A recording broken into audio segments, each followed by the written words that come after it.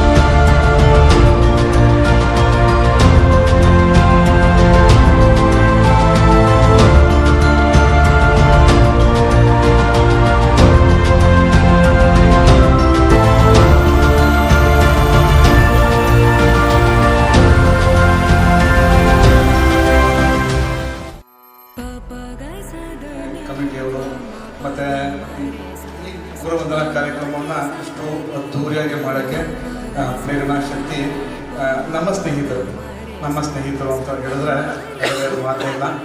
ಏಕೆಂದರೆ ಒಂದು ವಾಟ್ಸಪ್ ಗ್ರೂಪಲ್ಲಿ ಬರೀ 13 ಜನ ಇತ್ತು ಅಷ್ಟೇ. 13 ಜನ ಇದ್ದ ವಾಟ್ಸಪ್ ಗ್ರೂಪ್ನ 49 ಜನಕ್ಕೆ ಏರಿಸಿದ ಕೀರ್ತಿ ನಮ್ಮ YS ಶ್ರೀನಿವಾಸ್ ಅವರಿಗೆ ಸಲ್ಲಿಸಬೇಕು. ಅವ್ರಿಗೊಂದು ಚಪ್ಪಾಳೆ.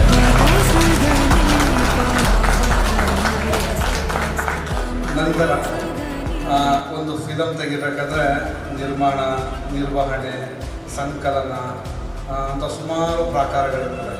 ಇದೆಲ್ಲದರ ಹಿಂದೆ ತುಂಬ ಹೋಮ್ವರ್ಕ್ ಮಾಡಿರೋದು ನಮ್ಮ M. ಥಾಮಸ್.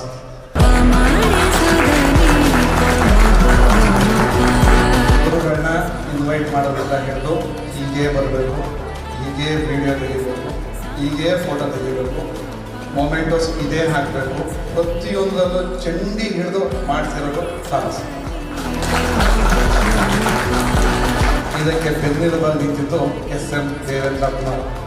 ಇವರು ನಮ್ಮ ಮನೆಯಂಗಿಲ್ಲ ಕಾರಣ ದೇವೇಂದ್ರ ನಾವು ಪ್ರೀತಿಯಿಂದ ದೇವೇಂದ್ರ ಅಂತ ಕರೆಯೋದು, ನಾವು ಕುಮ್ಮಿ ಅಂತ ಕರಿತೀವಿ. ಯಾಕಂದರೆ ಪುಣ್ಯಕ್ಕೆ ಏನಪ್ಪ ಅಂದರೆ ಇವರು ಇಲ್ಲೇ ಲೋಕಲಲ್ಲಿ ಬೇಂದ್ರಪುರ ಇಂಜಿನಿಯರಿಂಗ್ ಕಾಲೇಜಲ್ಲಿ ಪ್ರೊಫೆಸರ್ ಆಗಿ ಕರ್ತವ್ಯ ನಿರ್ವಹಿಸ್ತಾ ಇದ್ದಾರೆ. ಈ ಚಾಮರಾಜನಗರದಿಂದ ರಾಜ್ಯದ ನಿರ್ದೇಶಕರಾಗಿ ಸೇವೆ ಸಲ್ಲಿಸ್ತಾ ಇದ್ದಾರೆ.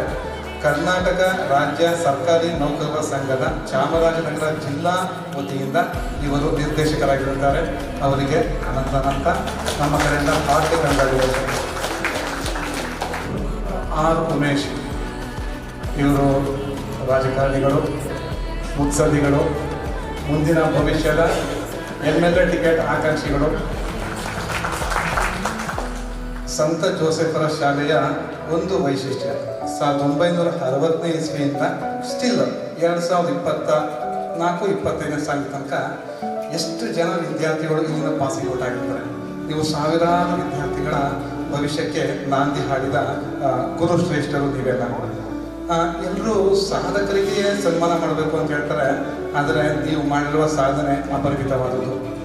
ಒಂದು ವಿಶೇಷ, ನಮ್ಮ ಕಾಂತಮ್ಮ ಮಿಸ್ ಕ್ಲಾಸಲ್ಲಿ ಒಟ್ಟು 7 ಜನ ಪೊಲೀಸ್ ಇಲಾಖೆಯಲ್ಲಿ ಕರ್ತವ್ಯ ನಿರ್ವಹಿಸ್ತಾ ಇದ್ದೀವಿ.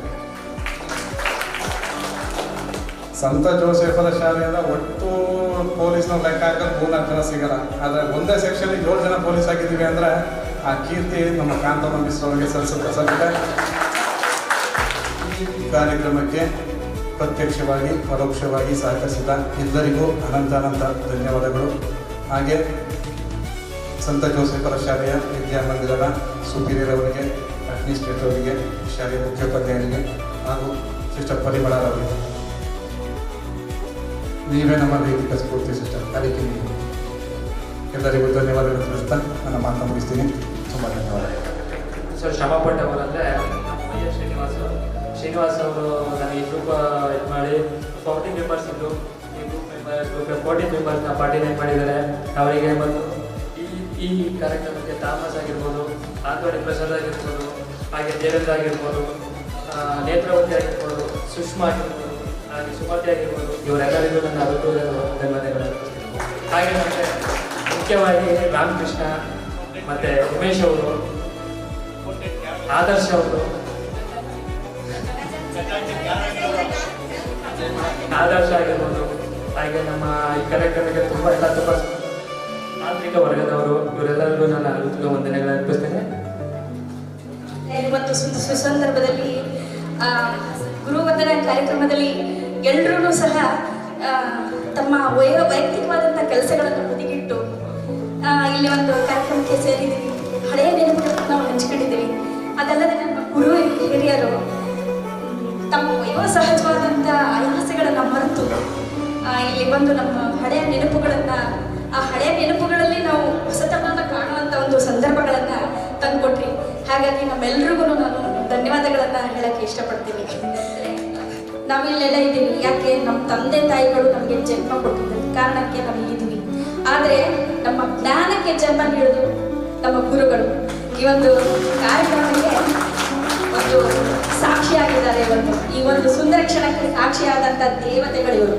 ಹಾಗಾಗಿ ಇವರಿಗೆ ಒಂದು ಕಾರ್ಯಕ್ರಮದಲ್ಲಿ ಆಗಮಿಸಿ ನಮ್ಮ ಕಲೆಗೆ ಹೋಗ್ಕೊಂಡು ಈ ಸಂತೋಷಕ್ಕೆ ಕಾರಣರಾದಂಥ ಎಲ್ಲ ಗುರುಗಳಿಗೂ ನಾನು ಅನಂತವಾದ ಧನ್ಯವಾದಗಳನ್ನು ಅರ್ಪಿಸ್ತೇನೆ.